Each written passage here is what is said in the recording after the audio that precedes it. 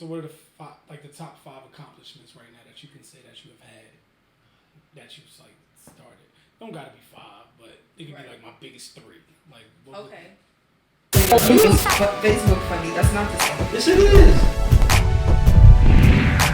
You wasn't in my DMs.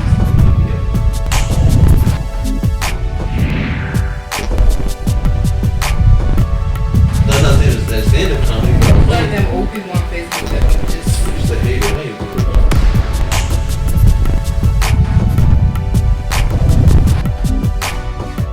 We have for Pink Lady Show steady shows. We've made it to 1,000 listens, and steady listeners. Like it's plug it where they can see it. Like there's not always 1,000 listeners, but there's steady ones that are always there, always listening. Our social media is beginning to pop, and that was like a really, really big thing. Like our listens were super up, and our social media was in the toilet, and now they're starting to match, and that's like huge because social media is everything. Private placement. Yeah, like you tell them where they can listen. Like social media is everything. No, so plug it. Plug it. I'm getting there. So if you're watching this, follow us at Pink Lady Show on all platforms, everywhere. YouTube, Castbox, Breaker, SoundCloud, Spotify, Apple, we're everywhere. Pink Lady Show. Boom. Spelled correctly? Yes.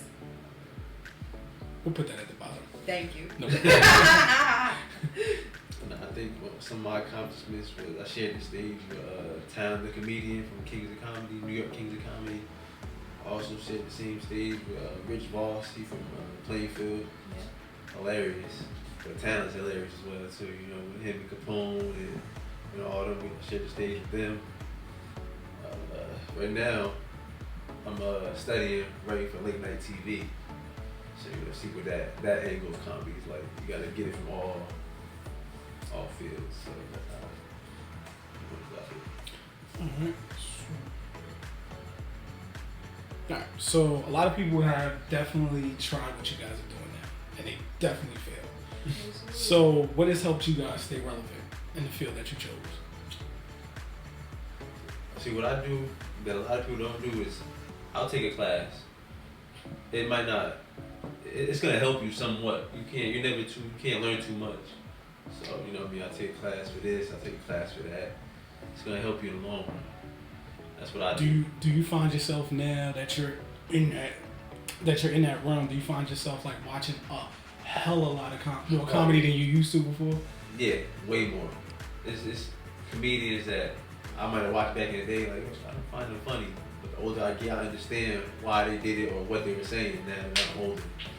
So yeah, I learned a lot from them. I watched plenty of YouTube comedy, even the greats, Bernie Mac, all those. Do you watch a lot of like skit television now or nah? Nah. Mostly stand up. Yeah. I'll tell you one thing, skit, you'll find it's a lot of material in skit. Yeah, I agree. You know what I mean? Like Mad TV. Yeah. You know what I'm saying? Like skit television. I would say like skit television. Yeah, I see what you're saying now. Yeah, I used to watch Mad TV. So much material in that because it's like you said, like you basically want to broaden all horizons. Yeah. But it's like the skit material is like you can break yourself up into many different characters. You're right. You know what I mean? By yourself. It's a lot of. You know what I mean? So it's just like I would say skit material is so dope. It is. I mean? It taught me like I don't have to follow a format or rules. Like like you watch stand up and you see a lot of people do the same styles or formulas and stuff. I don't follow formulas. I just go. There's no rules. I just follow whatever it works for me. So with the let me see how I can say it. So like with the Medeas, with the Martins, could there be a Ziggy?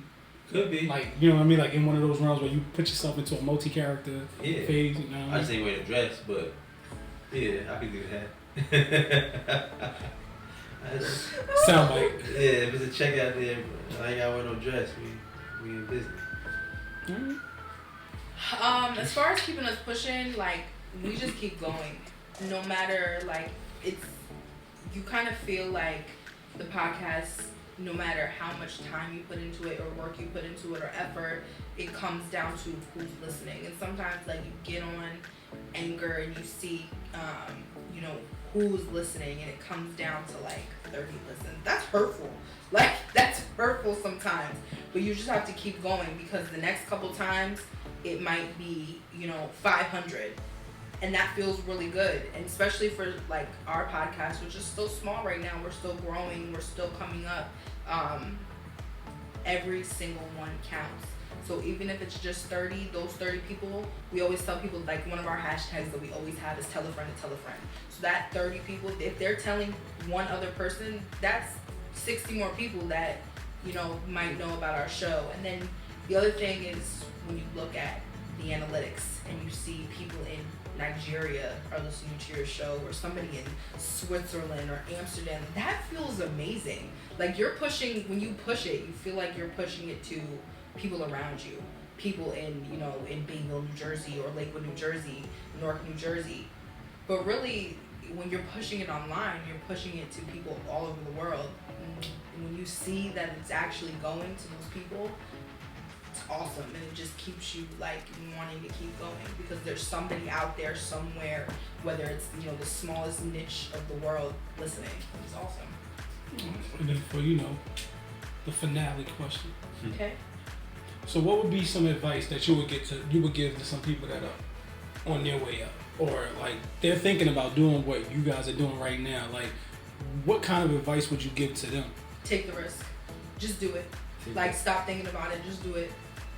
Absolutely, just do it. Like, I always wanted to be in radio, and nobody took me seriously. Like, my family didn't take me seriously. Like, radio, what are you gonna do with that? You're an amazing writer. Be a teacher. Do that. Like, no.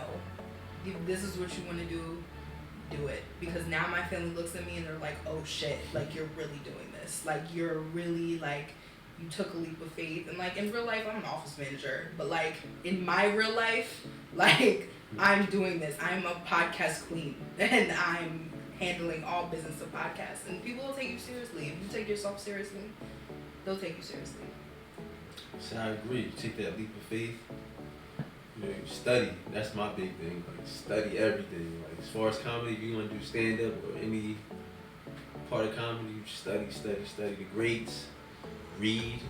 It's so much, like, it's so much people miss when you don't read. You miss out on a lot of things. So study and take that leap of faith. Like, don't let nobody tell you anything different. I don't listen to nobody, so. No rules. No rules. No rules. Just study, take that leap of faith. Boom. You wanna do that little? No, you're annoying because you're gonna forget. Yeah, Good job. Good job. Yeah, you can find me at Pink Lady Show everywhere, and personally, you can find me at XO Ariie, ARIIE. You can find me at Ziggy_ITM. That's ZIGGY_ITM. That's on Instagram, because I didn't get my Facebook and all that. Leave it at that. Facebook funny. That's not the same. Yes, it is.